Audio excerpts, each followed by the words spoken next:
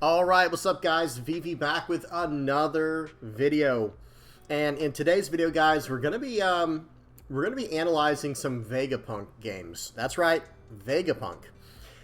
Very recently, last weekend, there was a Vegapunk list that got top 4 in a major OP08.5 tournament in the East. And guys, pretty interesting stuff. Now, we're going to talk more about it as we get into it. I don't want to get ahead of myself or spoil anything, but that is what we're going to be checking out today and focusing on.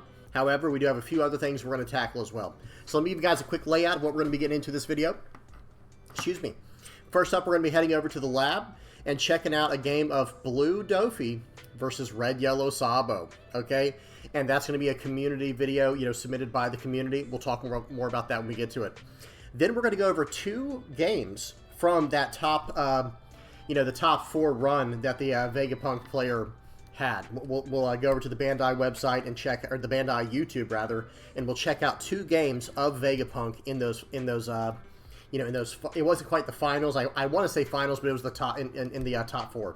It'll be a top 16 game, a top 8 game, and we'll check those out and analyze them.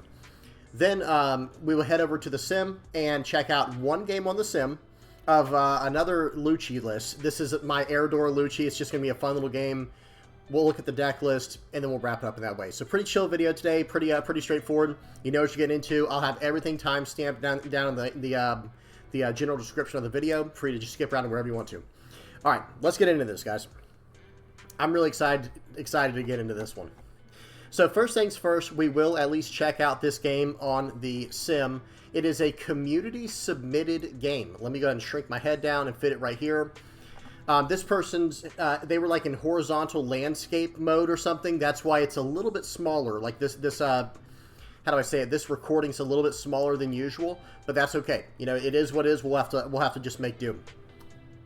So Doflamingo versus Red Yellow Sabo. Let's go ahead and see how this game goes. The volume is off. The speed is on 2x. Well, now it is. And we're good to go. So, Doffy versus Red Yellow Sabo. I have not run into very many Doffys on the ladder just yet, but from what I understand, Doffy is a very, very hard counter into Red Yellow Sabo, which is very sad for me, being the Red Yellow Sabo player now. That does make me very sad, but we'll have to try and get some ideas from this matchup. And I almost got ahead of myself, guys. This is a community-submitted game. If you're interested in submitting a game, hop on the Discord. All you have to do is record your own game, upload it to YouTube, and send the link over to the Discord. It's very, very easy to do, guys. If you have any comments, questions, or suggestions, please put them in the comment section below. Now, back to the game. It looks like our Doffy player, they got to go first, and they got a Perona turn 1, which is absolutely ideal. And with the Perona search, look what they saw. They're going to be able to set up a Jinbei, which will be able to cheat out a Edward Weevil from hand. It could not get much better than this pull right here. Now, the way that I would set this turn up, excuse me, if I'm the Doflamingo player, and no, I have not seen this game yet, I have no idea what happens, I would set up where I draw the 2K counter for next turn, so the Mihawk would go to the very front, then Jinbei, so I could use the leader effect to cheat him out with my Edward Weevil, and then I would let that draw me into a Gecko Moria, and then I'd have another Gecko Moria, and then my final card would be the 10-cost Kaido. Let's see what they decide to do. Okay, they put Mihawk to the front, Jinbei. Yeah, and then I would have just moved the Gecko Morias to get both of them because I already have a 10 cost in hand. But not a big deal.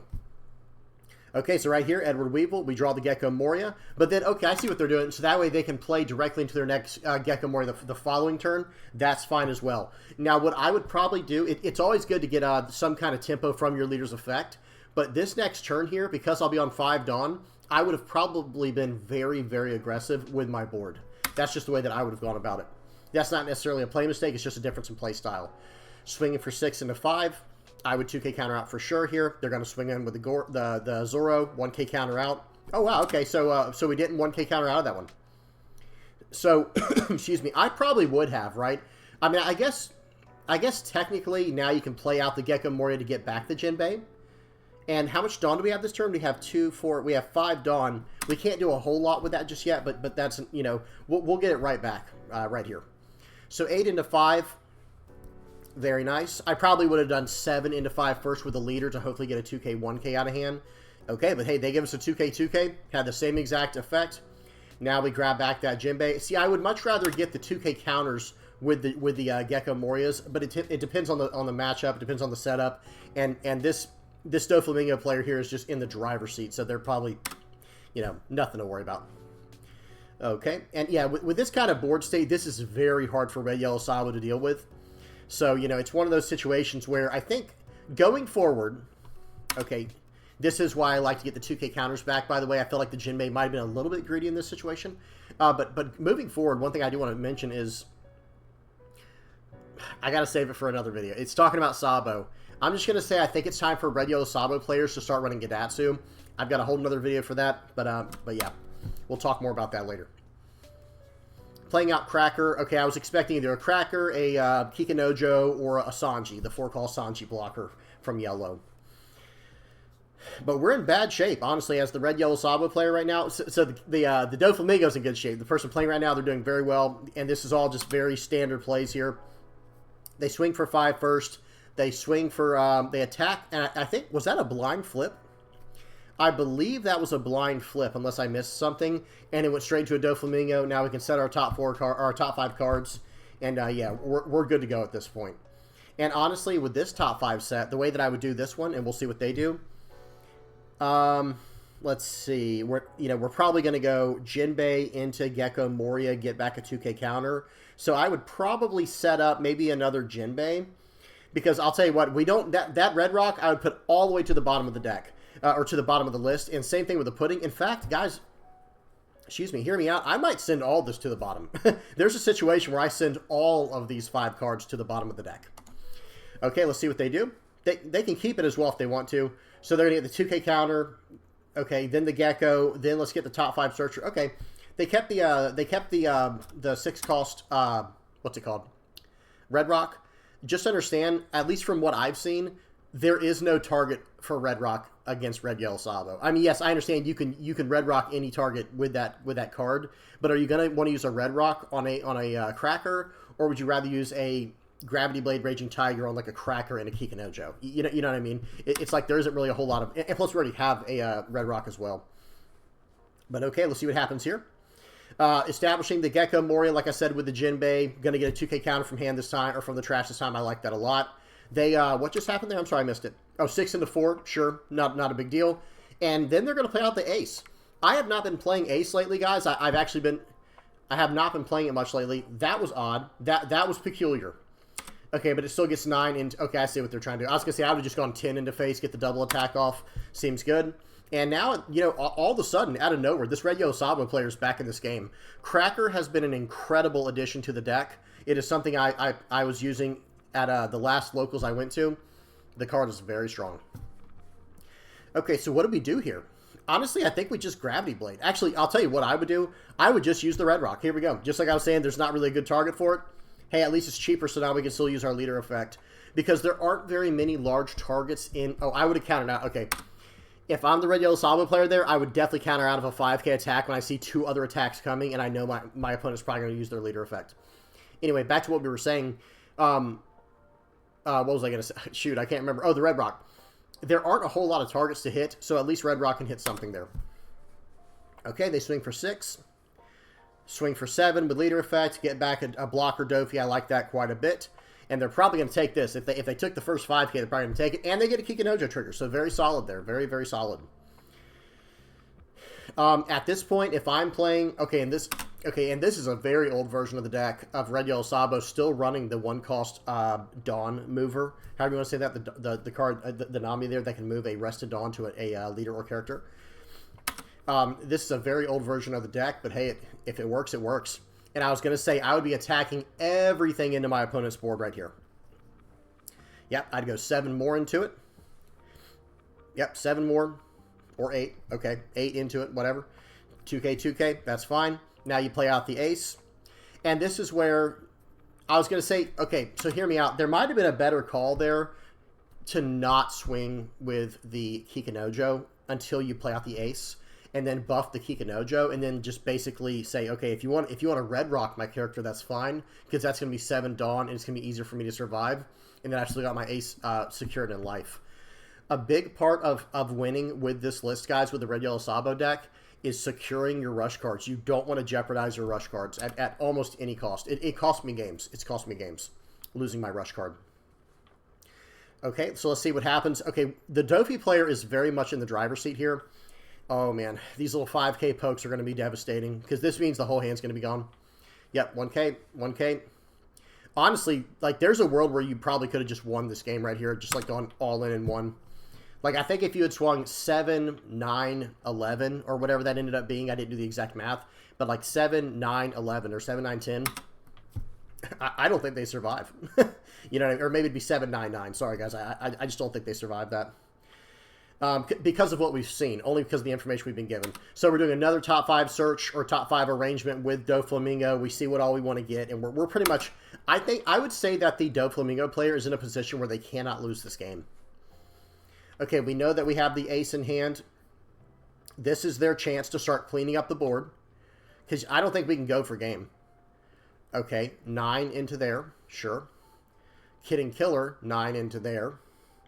Okay, so pause. I think they did this a little bit wrong.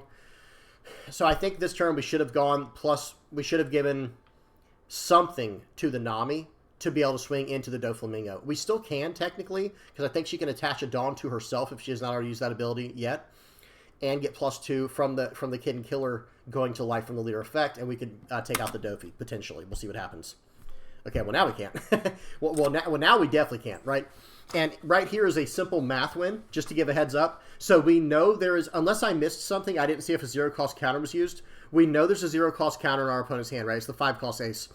We know there's a 4-cost no counter card in life. We can just go 5, 5, everything on Perona, GG. Okay, but let's see if our opponent saw that or not. I'm pretty sure, like I said, unless I missed a 0-cost 3K counter, but either way, it still doesn't matter, right? Just swing for 7 with the Perona, and then swing for 7 with Gecko Moria. That would be 5 +2, and then, yeah, and then 8 with the leader, GG. Unless they had just 1 left, which we know is pretty much unlikely. So 7, 7, this works fine as well. Sure, cheat out this card, he knows it doesn't matter. You can have Kikanojo, swing 7. GG. Very nice. Like, we're about to see. Wait, when did they get rid of the Kid and Killer? Excuse me, not the Kid and Killer, the ace. Oh, we bottom decked it. I'm sorry, guys. I got so confused. That's right, because remember, that's what I was saying. You have to protect your rushers at all costs, but he did have a backup rusher. My apologies. Very well played, though, by the blue Doffy player. Excellent job there. And, you know, this is the plight of Red Yellow Sabo currently.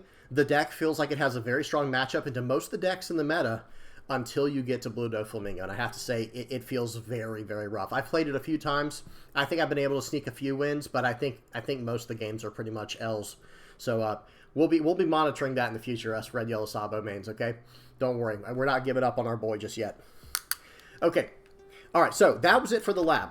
That was just a nice, clean game, guys. I don't really have a lot to add or critique on. I think everything was played very well. In fact, like I said, there was one thing that they were playing around that I didn't even see on this turn, right, with the Perona. So this top 5 Perona search, like I said, I was just going to put the Kaido all the way to the back and get super aggressive on the board. But they're like, nope, I'm going to make it where I can continually use my leader's effect to keep getting extra value from the cards, you know, on the top of the deck. So really well played by this person here. And let me see, they do not have their...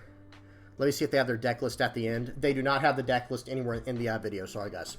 But I think this is just your standard Doffy list. It looks pretty straightforward. Okay, now let's hop over. Hang on one second, guys. Let me get set up. We're going to hop over to the One Piece Bandai, you know, whatever you want to call it, the Bandai YouTube. Okay, here we are.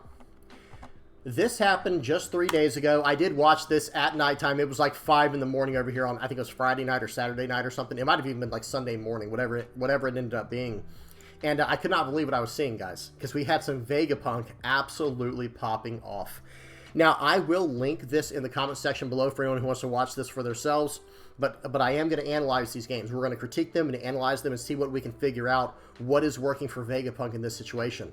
Because another thing we need to talk about, guys, is matchups do matter, okay? And maybe some people get better luck than others on matchups, or maybe something gets figured out that we haven't seen yet. So let's check this out, guys. First game up is going to be Vegapunk versus Doflamingo. Okay, volume is off. Speed is on 2x.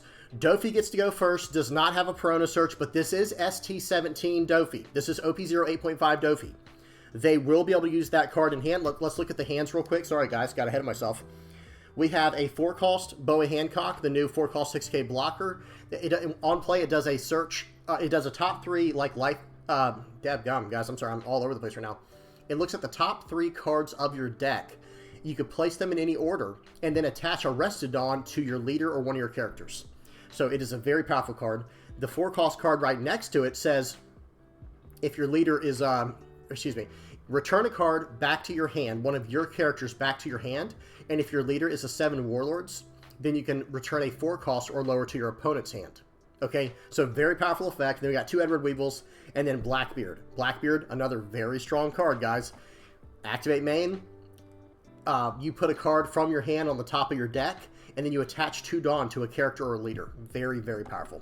Now, we cannot see the, let me move my head. We can't see it at all, can we? There we go. We cannot see the player's hand on the right, the NL player, or the NL, wow, the Vegapunk player's hand, but we'll look at it in just a second here. Okay, it looks like, I'm just going to let him do this search real quick. We'll look at that.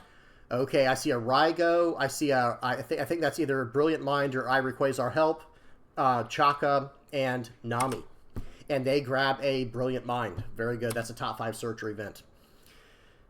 And they grab the Luffy. Excuse me. They played the searcher, and they grabbed the 5-cost Rocket Boots Luffy. Okay, now we can see their hand if they move right now. Hang on one second. I see a Katakuri. I think it's I Rayquaza Help, Robin, Lilith, and of course we just saw the Luffy. And they play out the Luffy with the leader's effect. Excellent. So this is a pretty good start. This is a pretty good start for Vegapunk, I have to say. Like, it doesn't get much better. Now, we got to talk about another new card over in the Doflamingo player's hands.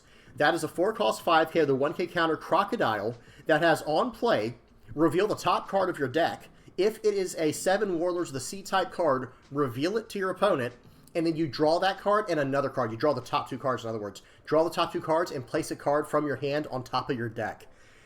Absolutely incredible. Right, I mean, just extremely high value. It's basically draw to cycle 1. You know, it's not even trash 1. Okay, so we knew exactly what we were going to do there. For 2 costs, we played out the new. That's the card on the side of the screen there. That's the new Marshall D. Teach. 2 cost 3K and a 1K counter. Activate main. You place a card from your hand on top of your deck, and then you attach 2 Dawn to your leader or one of your characters. That card is extremely powerful for what we're trying to do here. And the Edward Weevil's going to draw us a card anyway, so he didn't even really lose a card. We just got to cheat a card out for free. And it's a Jinbei, by the way. And it is a Jinbei. Very nice. Okay, we're on a 4 Dawn turn for the Vegapunk. Both players are off to a very good start. You know, all things considered. Okay, swing 8 into... Wow, swing 8 into Weevil. They're saying you can't have these cards, and that is very smart because we just saw what happens. It is very smart to attack into the board of the Doflamingo or Boa player, because they are just going to, you know, if you start attacking their life, they'll probably just draw the card this early on. You know what I mean? Like, yeah, sure, I'll draw more cards, absolutely. But you start attacking their board, now they have to start losing cards from their hand, or, in this case, losing bodies. And then, activate main on that Luffy that was just used. KOs a 4 or less if you have 2 or less life, and draw a card. Okay, so very, very powerful. That Luffy dealt with the entire board. That was a perfect interaction with that Luffy there. Okay, and then the, what's his name? The Vegapunk player is going to play out a Lilith into life with the leader effect, which is a 3-cost 5K searcher. Absolutely incredible. All right, let's see what happens here. So Doffy is going to, he wants to play a 4-cost character this turn, or he might even want to play, that was very nice. He left 4 Dawn open. So a good player. Let's talk about high-level play, guys. Let's talk about high IQ plays. The player on the right said, how many cards do I have in my hand? He did a little count. Did you see that? Did you see that, guys? Watch this. Swing for 5. Okay, and he goes, let's see, 6 cards in hand. Okay, yeah, I'll go to, or excuse me, I think he had, was it 6 cards? I do want to see real quick, guys. All right. He actually has 7 cards in hand. So he says, okay, 2K counter out so I don't get hit by a huge pudding, right? Because if he had taken that and did the top 5 search with a Lilith, I can almost promise you this Doffy player would have popped him with that pudding in hand, and it would have really punished him. So that was really well played, even if it wasn't intended to be that way. Okay, And now they play out a Jinbei to cheat out the Edward Weevil. Very solid. They draw a card from that, and we're off to the races here. So back up to 7 cards for the Vega player. And you know, I kind of didn't finish my thought there, guys. A really high level play is when you anticipate what your opponent's next move is going to be. Like, okay, how much Dawn do you have active, and how many possible ways can you play based off that Dawn? Okay, that's something you always need to be looking out for. Okay, so it looks like they're going to grab, was that a Ira Quasar Help? Okay, very good. That card is insanely powerful. For those who are not aware of what this card does, it is a 1-cost 3K counter in hand, and if you trigger it, you can pull back a 5-cost or lower character, egghead type character, from the trash and put it into play. The card is absolutely incredible. And they're going to say, yep, I guess I'll go ahead and cash in on that right now. The utility of that card is so incredible because you can use it offensively or defensively, right? Offensively, you can use it, you know, like from the trigger position to cheat a character into play from your trash you already got value from. Defensively, you can sit with 1 Dawn open and just use it as a 3K counter. 1 cost 3K. We take those every time. It's like a guard point. Souped up guard point. Okay, so it is the Doflamingo player's turn now. What are they going to do? What do you do in this situation? They have a Gravity Blade Raging Tiger in hand, and they do have 7 Dawn. Is it time to just start attacking 5s? Go, yeah, swing 5, 5, 6, because I like that personally. Okay, and let's see if he catches on to what's going on here. He knows there's 7 Dawn open, so he doesn't really want to cash in on anything just yet. Uses a 2K counter Flampe. That's the Alt-Art Flampe. Swing for 6. Are you going to give me, you know, that card? He knows, so the player on the right knows, okay, he knows he's going to play Gravity Blade Raging Tiger, or at least he has a, you know, a strong suspicion that he will. Okay, so he did crack the trigger there, replaying the Luffy, saying, go ahead, if you want to use Gravity Blade Raging Tiger, by all means, and then if you swing, I will get a Lilith afterwards. It's hard to say that. Okay, and I think he should. Yeah, swing 5, absolutely. Okay, and I would probably just counter out with one of these Nico Robins personally.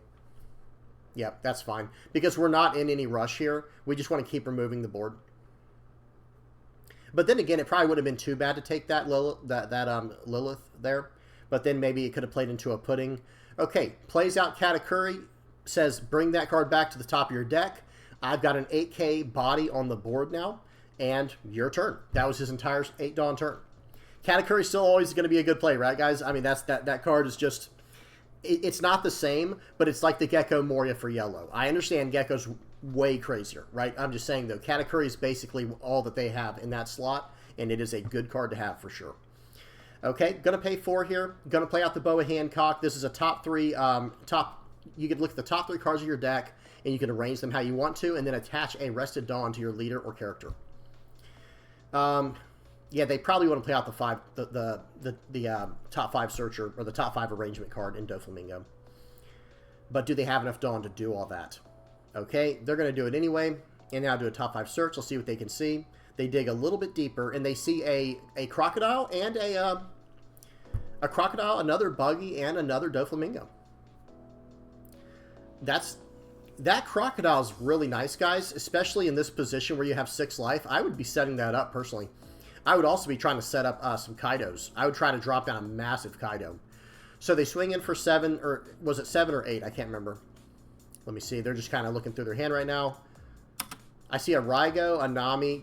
By the way, I'm going to try and show you guys a deck list at the end of the video that I think is pretty much what this guy's running. I couldn't find the actual deck list, so if anyone knows where it is, please put it in the comment section below. But I'm going to post what I think is the deck list, or something close to it, in the comment section for this Vegapunk list. They do get Nico Robin, which is nice because that is a draw 2 from the trigger. Swing for 8. They take it. Is it a trigger? It is a Luffy. Pop your 4 or less. Very nice. Very solid. And more importantly, that card is in his trash now, where he'll be able to get value from it later. Okay, so first things first, notice what's happening. The player on the right is saying, I'm going to use my board. I'm going to give you no information. You're going to get 0 information on what I want to do this turn. I'm going to swing 5 into your 4. Go ahead and give me a 2K counter if you want to. And by the way, there is no 2K counter in the hand of the Doffy's, in the Doffy's hand right now. Okay? Now let's see. It looks like he wants to play out the Yamato. Go ahead and cash in for the value there. Massive turn. The 10 Dawn turn with Yamato for Vega is massive, massive, massive. because it allows them to play out Yamato to gain a life, then use the leader effect and set the top life to whatever they want it from their hand. In this case, it's a Nika Robin that can draw 2 cards. And now we have an 8 cost and a 9 cost. And look at this, guys, not attacking. Decides I am not attacking into your board yet until I'm ready. So this Vegapunk player is a very, what's the word? They're very disciplined. They're very patient. Now this is where, not Gravity Blade, but Red Rock, they just showed it. This is where Red Rock becomes very nice. You know, it becomes very handy. Okay, we already kind of knew what was on top. I think they're going to grab the 5 cost card, or the 3 cost top 5 searcher. I'm just going to call it top 5 searcher, guys. Bear with me. That's just what we're going to call it for now, because that's Blue's version of it anyway, with the Doflamingo. It's so confusing though, right? Because they just played out Sengoku, which is a legitimate top 5 searcher for anything 7 Warlords, and then you play out Doffy, which is a top 5 Arranger. Okay, here we go. So we look at the top 5. There's a Gravity Blade. He was hoping for a Red Rock for sure. If he even runs one. I do not know the list. They put a Jinbei in the front. They have a Pudding. They have an Edward Weevil. Yeah, I'd put the Pudding at the very, very back. We don't need that card at all. We already have one in hand. Maybe he's just getting it for the counter. That could be what's going on here. Is just getting some counter power. If I had to guess, he's probably going to swing 7 into the 3 cost 5k Lilith. Okay. And let's see. And then, of course, we knew it was going to be Jinbei. Jinbei's going to cheat this out. Oh, he's going to bounce the Lilith. Very nice. And then swing 9 at face. That should go through, and it did. That's when the Nika Robin triggered. Draw 2 cards for the Vega player. Okay. And then for 4, going to play out the... Or, excuse me. They did the search right there for something. Some type of search just happened. Hang on a second. Okay. Oh, they played out another Sengoku because they pulled the other one back to hand to use the Trafalgar Law's effect. That was very nice. And he's searching deeper and deeper into this deck. Very nice. Okay. He has a 2k counter now in his hand, and then a 1k counter. I think that's it. Does this player have... Okay, we don't have a Kaido in this situation. Kaido is kind of like your best bet, and just hope your opponent doesn't have a Raigo. But guess what? Look at that. They have a Raigo in hand. So we're in a pretty rough situation, to put it lightly, right? To put it mildly, we're in a rough situation. So now it's time to start using the big boys here. Swing for 8. Where is it going? Is it going at Jinbei? I would assume it's going at Jinbei. He lets it go. Okay, he does let it go. And now he's just not going to attack anymore, I bet. Or he might, actually. It is... Okay, now he did just sort through a Yamato, and he got a Lilith.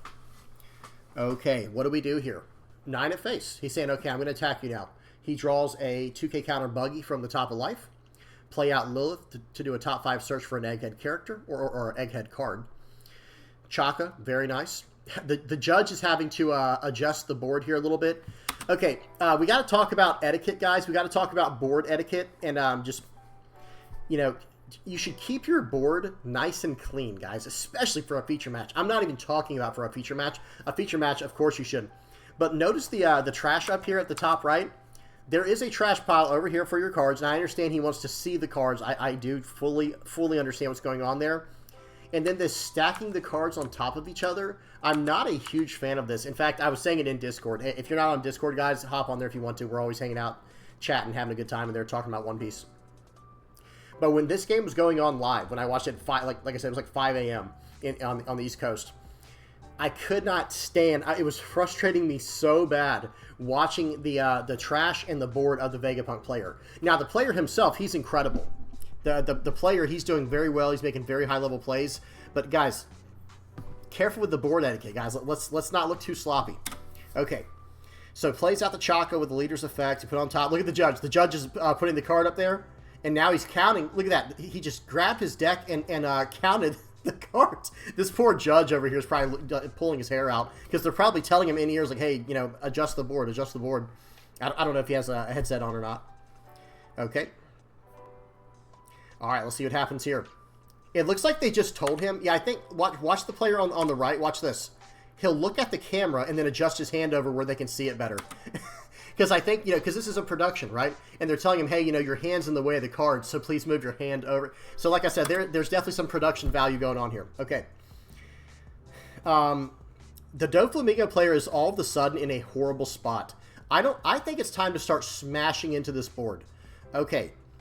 Pudding finally comes out, and how many cards do we have in hand? 1, 2, 3, 4, 5, 6, maybe 7. It might have been 7 cards in hand, I think I saw, and that's going to get him to shuffle the deck, get him to, you know, that Pudding is a very powerful card, guys. It hurts.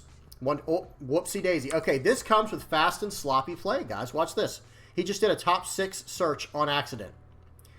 Now, the judge is going to have to intervene. There are 6 cards. They have it in the right order. Because of what happened where the player on the right saw it, the judge is going to issue a warning, obviously, and then they are going to reveal that very bottom card, because I've already seen this part. I have seen this game.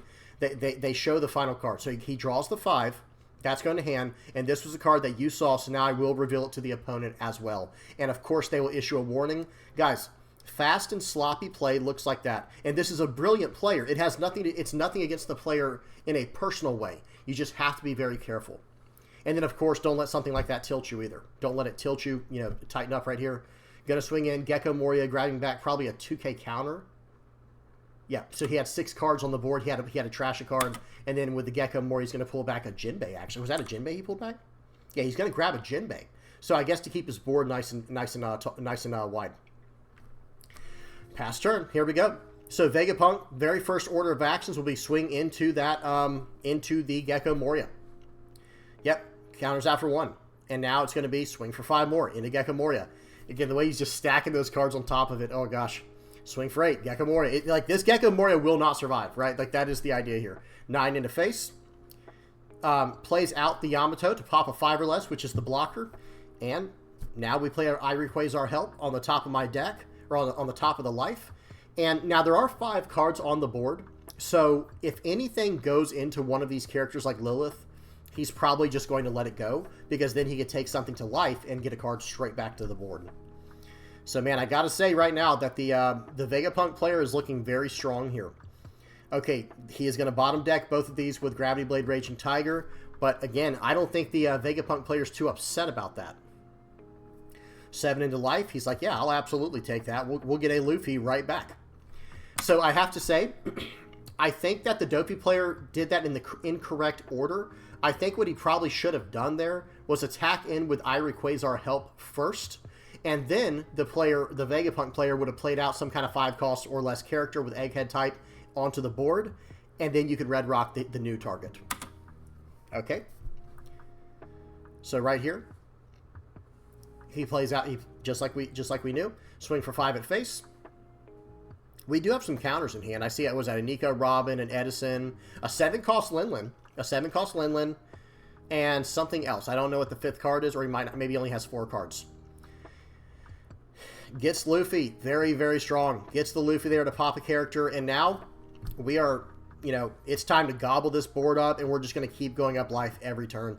This is the point of no return for Vegapunk players. It's like, dude, you're in so much trouble now. His whole board is clear. He has 2 9-cost characters.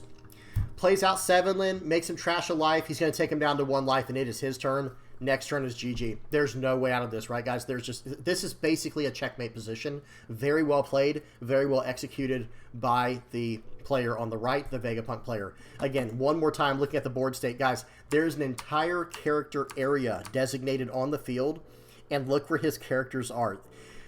I have, like, some type of mild version of OCD. I'm not diagnosed or anything, but, like, stuff like this really gets under my skin. I don't know what it is. But, like, this kind of stuff right here, I'm like, dude, please put these where they're supposed to be on the field. The leader's off.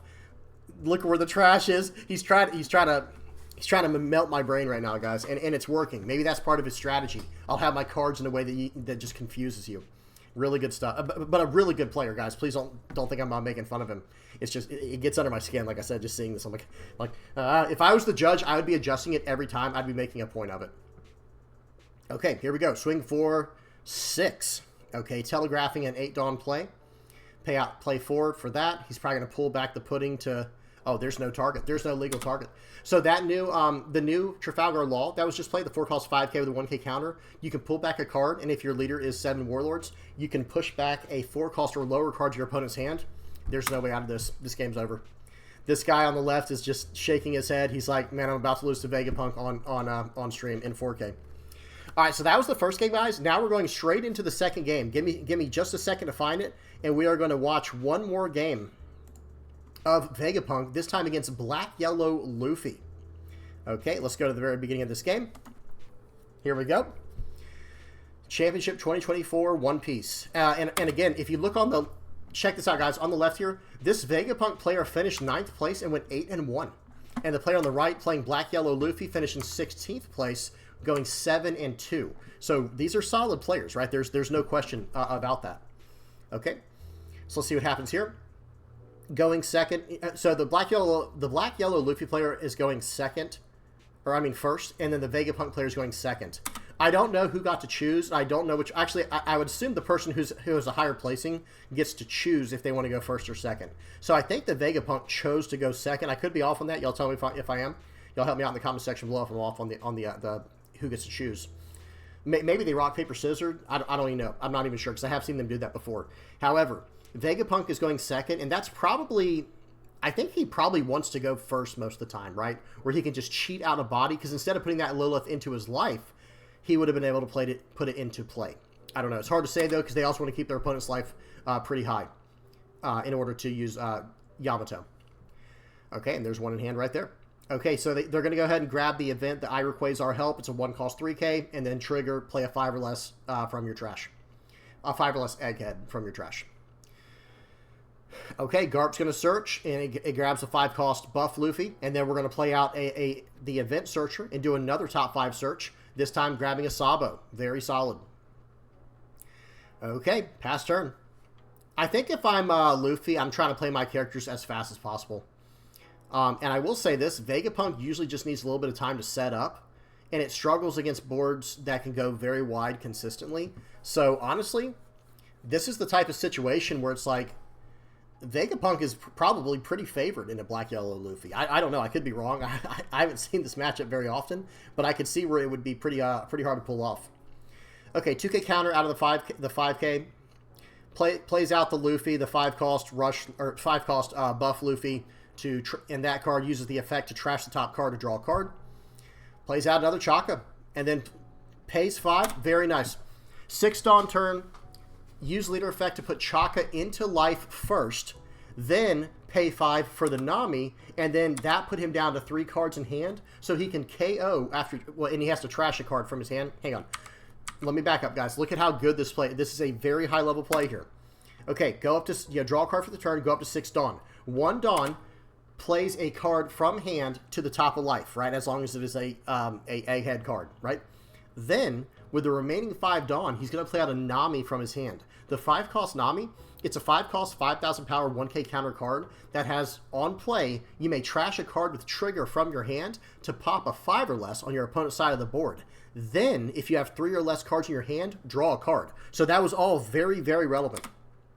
And he does that right here. Notice he has 3 I Requires Our Helps in his hand, and look what he puts to the trash, a Luffy. He's going to get the Luffy back later with those events. I can just see it right now. I don't remember every part of all these games. I was kind of, walking past my monitor and stuff, doing stuff in the house and playing games and whatever while I was watching.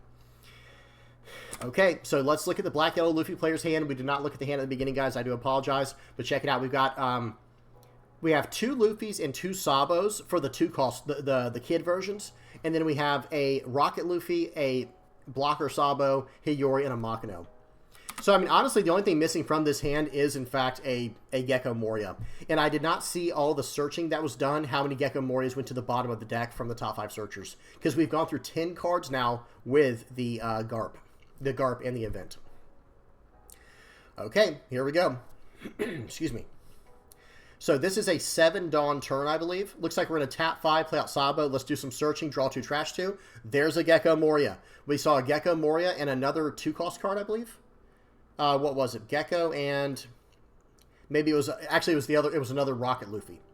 Okay, throw it into trash, swing for 7. Of course, just take that, and now our board. Look at our board. Look at this board, guys. This is disgusting. Excuse me. Let's see what happens here. Oh, wow. Plays out that 7-cost Linlin. What a ugly, ugly turn that is. That hurts. Now the board is completely wide.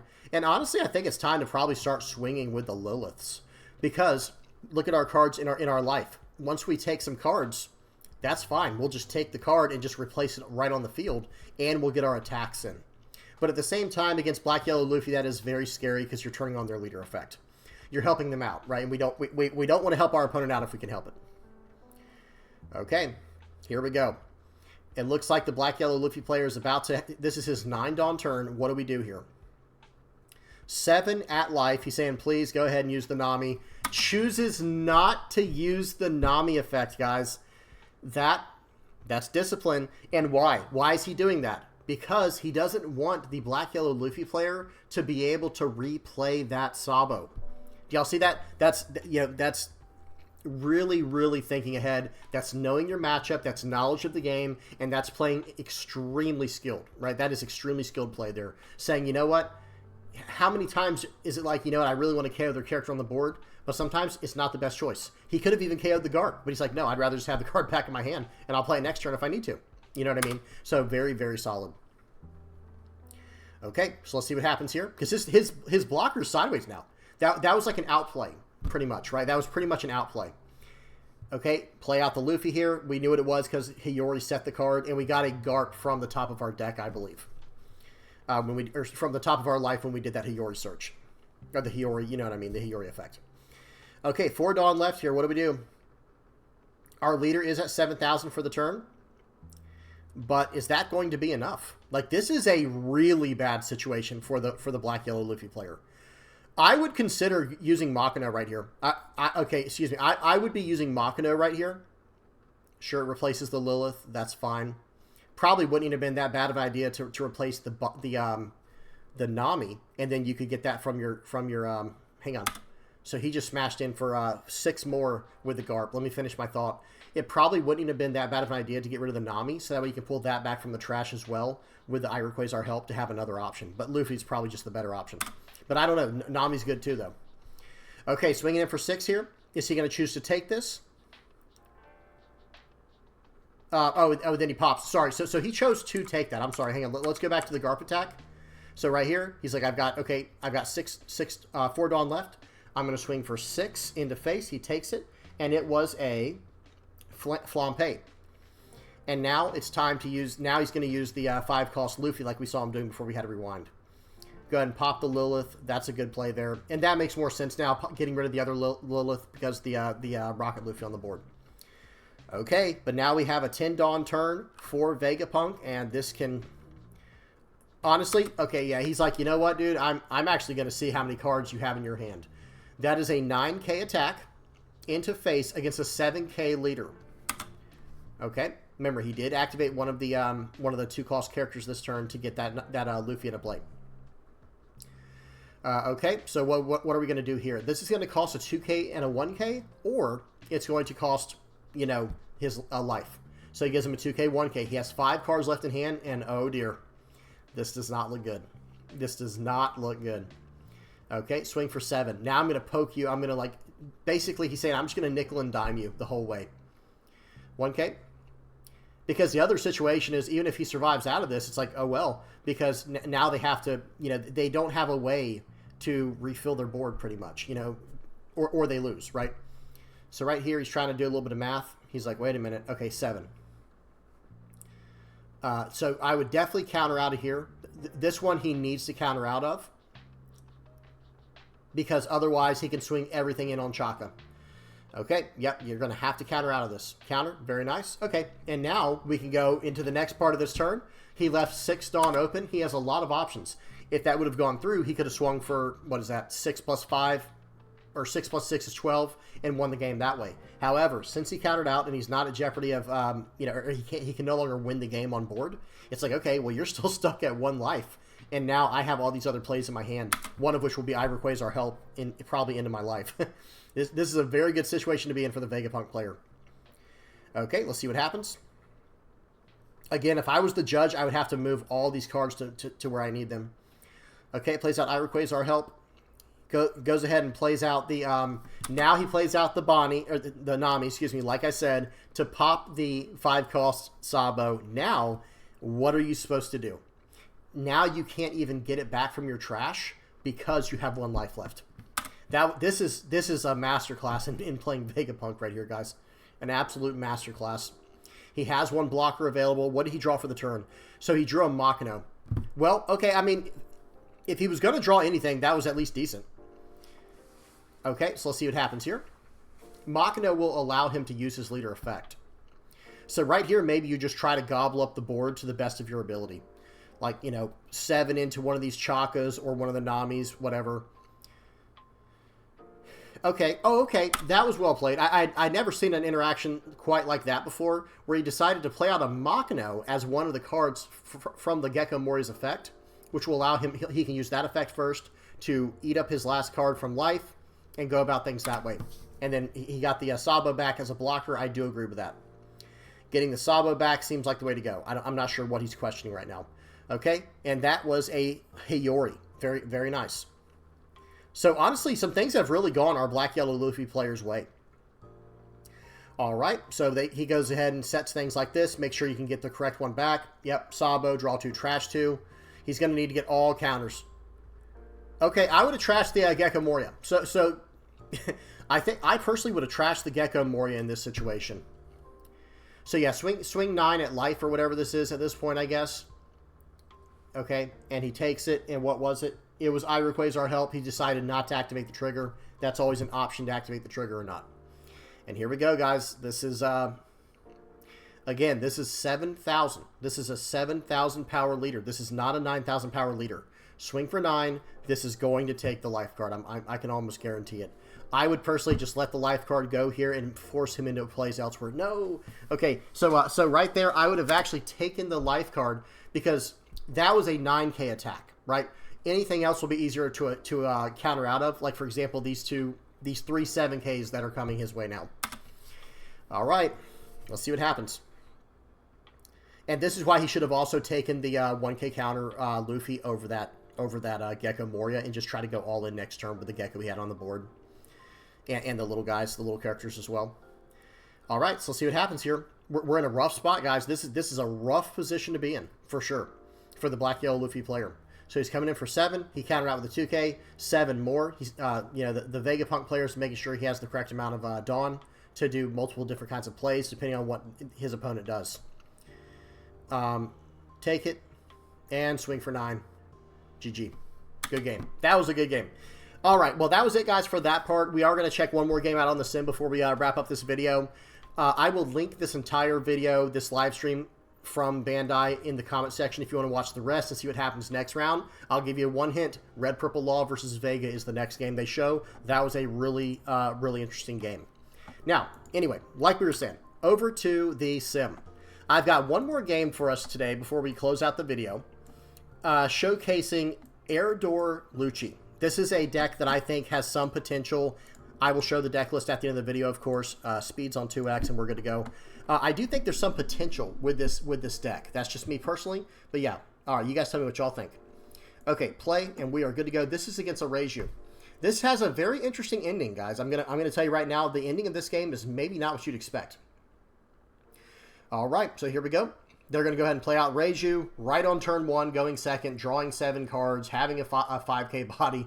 Seems good, right? That's a pretty. The only better start than that is the stage, right? That's the only better start in my personal opinion.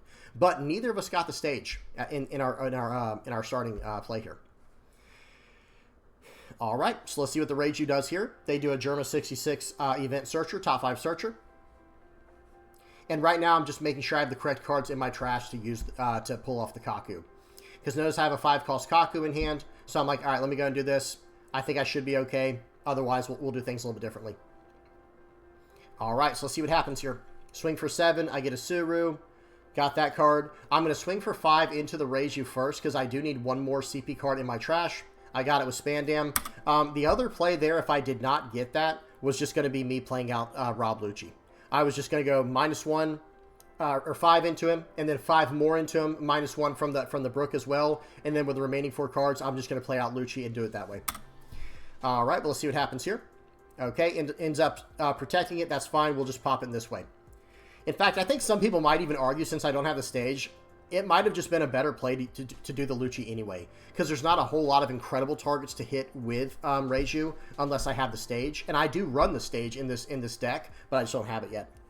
Like, for example, this huge card right here, that's a 7-cost card. If I don't have stage and Tempest Kick, like, that card's staying around for a while, unless I can smash into it.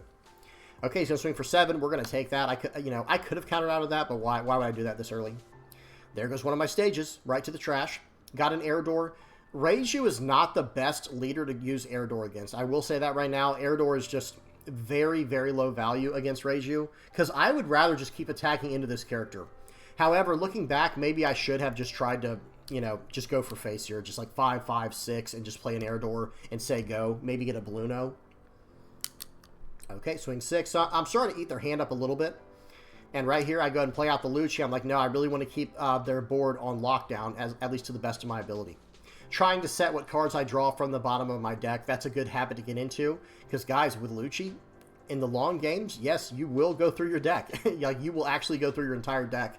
And you need to set the cards you need to. So that way you draw it in the right order. And I didn't quite do it the best order there, but I at least got cards in there that I wanted. And you also want to keep relevant targets in your trash as well. Okay, so they're going to use the same exact thing. This 7-cost card is like the entire deck. Sometimes it's so frustrating. I give them a 2K, 1K there because I'm getting pretty low on life. Okay, so let's see what we do here. They have 7 cards in hand, and I can get a few pretty good attacks on this guy to get cards out of hand. So 7 into 7 into 7. And let's see what we do here. Like I said, last turn might have been a good time to just try to air door, to be honest. So swing for 5, -1 there. Let's see what he does. He might take this. He's down to 5 cards in hand. Okay, they're taking a while. They're taking a while to decide, and they do end up taking it. So again, looking back, I think I should have just ignored this card. So looking back, unless I can remove it, which I can't remember if I can remove. I don't think I can remove it. I think I play out a Bluno. If I can't remove this card, I should have just gone all 7s into face. Yeah, I mean like 7, 7, 5, 5, or 5, 5, 7, 7, however you want to do it. Just go at their face. Sometimes when I play Lucci, just like everybody else, a lot of people do this too, where it's like, no, I have to remove a card every turn. Not always. It's ideal. It would be nice if you could, but sometimes you can't, so just make the better play. I mean, swinging the 7s into his character did at least eat up cards from hand, but guys, Reiju draws cards all day. I mean, Reiju draws cards all day. And I'd rather just go out their life where it takes more cards from their hand, their higher value attacks into the 5K life, as opposed to the 7K. I'm going to let him have that. I'm really not too upset about that. I just need to protect my life at this point. My life is by far in the most danger of this matchup. So right there, I don't have any counters, but I at least can use this. And I was like, man, afterwards I was like, you know what I could have done there? I get rid of both air doors. I probably could have just pulled back something like a Lucci or something, just more and more pressure, or the Spandine to get a Lucci, so that way I can fill my board out a little bit. So just go as wide as possible. But yeah, look, hindsight's 20/20, right? I'm checking through their trash. I'm like, dude, do they have another one? Okay, so Don -1. This is a draw 3 trash one with that Queen and Reiju. It's so incredible. Let's see what they do. Just waiting for my opponent. So, sometimes people take longer than others. Okay, they're going to play out a Chopper. So I'm like, okay, they are running the Porsche version. They're running the correct version of the deck. That just goes super wide, super fast. I play out a Spandam. I get a Tempest Kick. I'm pretty happy about that. -1 there. Okay, now I can attack into that guy, right? I'm pretty happy about the way that went, because I am trying to still whittle my opponent's hand down. Like, that is still part of my plan. Okay, let's see what they do. I almost did that in the wrong order. Did everybody see that? Pause. I almost did that in the wrong order, and that would have really, really frustrated me. Make sure to use your Tempest Kick before you do your Gecko Moria. Okay, so Gecko Moria, I'm going to grab back the Rebecca, and I'm going to grab back the Helmeppo, -3, all the way down for that guy. I'm going to pull back the Helmeppo. I'm going to pull the Spandine out with my Rebecca effect, play the Spandine on top of the Helmeppo to put him back in the trash, use the Spandine to play out a 4-cost Lucci, replacing the Spandine I used the effect on, putting all the stuff back into my deck, at least to the best of my ability, and I'm going to pop that card. His turn, and my board is now looking pretty ferocious, right? Like I've got 2 6Ks, 3 6Ks, a 9K, a blocker, and I do have 2 life, and I have 3K in hand. I'm feeling pretty good about my chances now. But this game's not over. This game, Reiju, you can't count Reiju out. Like if they still have cards in hand and they still have enough life, they can pull off pretty much anything. Especially with that rush card, guys. It's that rush card that's the problem. Because I don't care if he pushes back one of my characters. I'll just replay it next turn. But that rush card is just pressure, pressure, pressure. You just go straight face with it pretty much. Swinging for 5 here. I do want to leave my blocker up here. Actually, I'm looking to make sure I have a blocker in the trash. Yeah, I want to leave my blocker up in case they choose to use another 7-cost guy. or a 4-cost guy to pull back a 7. And there you go. And that's why. And that's why, guys. Like, and that's exactly the reason why. He's probably going to swing into my Lucci or into my Kaku. Lucci was the better option, or excuse me, Kaku was the better card to attack into, because I would like to bring back my Luccis with my Gecko Morias, the entire play I just did there. You know, where it's like Rebecca, Helmeppo, Spandine, Lucci from one Gecko. Like, that's always a preferred play for me, so that I can really start smashing the board up. Okay, just waiting on our opponent, right? Sometimes, guys, it does take a while. They're going to swing for 7. I'm going to use the blocker there, and I'm going to force them to try and swing in with their blocker. And if they only swing for 6, well, excuse me, my guy is at 6, or my guy's at 4 from that other character. Play out the Reiju, draw 2, seems good. That card is so good, man. That 4-cost Reiju is so good, especially in Reiju. So think about it. They have gone through 5 cards this turn. They drew from the leader, they drew 2 from the Reiju, and they drew 2 and cycle, or well, draw 2, trash 2 from the Kaya. And are they going to play another Reiju? Okay, they just went through 7 cards in one turn. 2 from Kaya and trash 2, 2 from Reiju, 2 from the other Reiju, and 1 from the leader. 7 cards in one turn, guys. Absolutely absurd. Okay. Hey, there's the stage, guys. I got the stage. All right, we're only on turn, what is it? Let me wait till I move the character out of the way. We're only on turn 7, but I finally got the stage. Okay, and now I'm deciding to go for face a little bit here. A little too late for that, to be honest.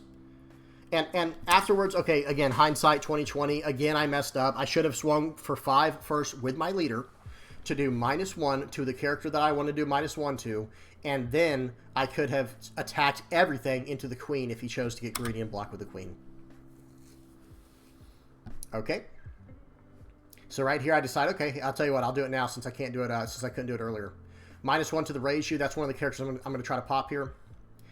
I play this. I play out the. Okay, pause. So I play out the stage because I needed as much cost reduction as I could get here. I'm going to drop the Reiju to 1, and then I'm going to do that entire combo that I just talked about.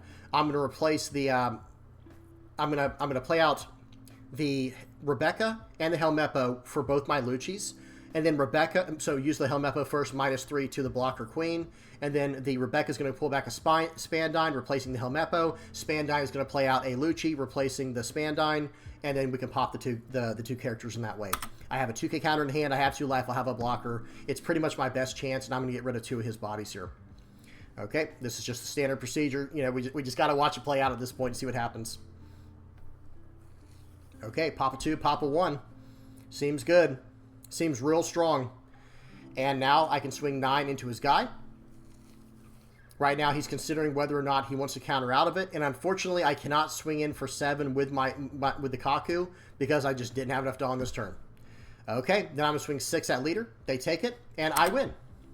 Did you guys see what just happened there? How did I win? They didn't leave. They did not concede. They did not leave. How did I win? Notice at the top right, guys, on the new version of the sim, it is a chess timer. Okay, so watch this. On my turn, let's go back a little bit. Okay, it's my turn, right? I have 4 minutes left. So watch at the very top right, guys. At the very top right, I'm at 4:08. I'm using all my effects, and then I'm going to attack. And now it switches to his time. He had already used his 10 minutes. He's down to 15 seconds. He's taking too long to decide. I wish this was a feature in the real world. Like, I know it is in chess, but, like, I wish this was actually a thing, especially for the bigger matchups, for tournament matchups. There we go. But, yeah, really good game. I liked my chances there, especially when you look at their hand. They were going to draw a Black Maria for the turn. They could only attack in. So I had 2 interesting plays at the end of the game there where, okay, number 1, I could take the first 2 hits, and then I could use Rebecca, and then I have a 2K counter left, and then whatever air door got me. So hear me out. What I was going to use, I was going to trigger air door. That can pull back a 3-cost or lower character from your trash.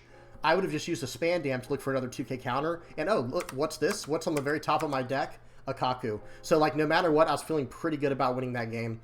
Because let's say that they went, okay, they get through. They would have to swing perfectly, by the way. They'd have to swing exactly perfectly. But, like, let's just say they pulled back a, what's this card called? Let's say they swung for 7 with Reiju, 7 with this guy. Well, then they can't even do that, right? Hang on. 1, 2, 3, 4, 5, 6. They only have 6 Dawn. And then they would go up to 8 Dawn. So they could still swing for, like, maybe 5 with Kaya. You see what I'm saying? It's just so unrealistic at that point. Like, then I guess it'd be swing 5, 6, 6, 7. That would probably be their best bet. Well, I can 2K counter out of one of those. I've got 2 life. I've got Rebecca. And if I use Eridor from the trigger, I'm going to get a Kaku. Even though they lost on time, which feels kind of cheap, still, you know, I don't think they were winning that game. All right. That was fun. That was a lot of fun to check out. I really like this Eridor version, guys. I'm not going to lie. Real quick, too, what I want to mention is I think this is the... I believe this was very, very close to the version of the deck that we saw from the Vegapunk. They have not released an actual deck list for it. Oh, let me move my face. Sorry, guys. If they have released an official deck list, please post in the comment section below somewhere, guys. But I'm pretty sure this is, like, dead on. The only thing I'm not sure on, I'm not sure if they're running 4 Linlins and 2 Raigos, or 2 Linlins and 4 Raigos, or 3 and 3. This is the only question mark I really have. And there might be a few other cards that are kind of moved around ever so slightly. But guys, I'm pretty sure if you're interested in trying out the Vegapunk list, I think this is it. I'm not 100% sure. Notice I have an approximation here, Vegapunk approximation. I'm pretty sure this is the list. Now, let's go over to Lucky Lucci over here. Hang on. Lucky Door 0. This is the list we were just looking at this is the game we just watched of Lucci. This is what I was playing. I just think this deck is so fun to play, guys. I'm not going to lie. Like, playing out Eridor was always fun to begin with. You've got the stage. You've got the Tempest Kicks. You got the Geckos in here. The whole Brooke, Rebecca, Spandine, Helmeppo combo is everything. I'm even thinking about maybe going down 1 Brooke and going up 1 Helmeppo just to have more options there. Because you only need really 1 Brooke a game, and then you can start recurring it from your trash nonstop if that's even what you need to do that game. The Blue No's been kind of decent. Because Blue No is in the list, I'm even considering putting in, like, okay, since I'm running Eridor and I'm running Blue No, it might be smart to throw in, like, a Helmeppo. Or, excuse me, not Helmeppo. What's his name? Fukuro, I think his name is. Let me see something. This guy. This dude right here would probably be pretty solid in the list because he's also CP searchable with Spandam. And look at this, guys. Eridor, play up to 1 black character card with a cost of 3 or less from your trash. Not rested. Like, comes into play. So, like, that trigger can win you games if you have Fukuros in your trash. And the same idea, I mean, another thing I guess you could do as well is, like, you know, play out. All right, hang on. There's probably a situation where you could even go, like, okay, Eridor or Blue No, right? So Blue No's like the same thing, but he can pull back a 4 or less with CP and his types from the trash and rest it. So, I mean, there's even a world where, like, well, no, I was going to say you could combo Spandine, like, with Lucci, which I guess you could, but they're going to come into play rested. And that's on your opponent's turn. That's the crazy part about that. But if you're trying to, like, win or, like, you know, go for game, Eridor is actually so nice because you can pull back a Fukuro and block with it right away. A lot of potential there. But, yeah, this is the list, guys. I have showed this off before. I will put it in the comment section below if you're interested. Really good stuff here. Very fun. All right, let's go ahead and end this off, guys. I've been rambling for way too long today. Let's bring up the playmat page. Big shout out to everybody who supports the channel. We've had a few new names. I think 3 names this past weekend of Alex, Travis, and Zero Legend. Thank you guys so much. Adding y'all to the playmat supporters here, and then also the VV Pirates patron page. Thank you guys so much for helping me out in all the ways y'all do. And yeah, guys, if you're just watching my channel, liking, subscribing, sharing, commenting, any of that stuff, y'all are, you know, any of that, you're helping me out, so I really do appreciate it. Thank you guys so much. All right, guys, that's about it. Please not forget to like and subscribe if you have not already. As usual, if you have any comments, questions, or suggestions, please put them down in the comment section below. All right, hope y'all enjoyed. Until next time, guys. Peace.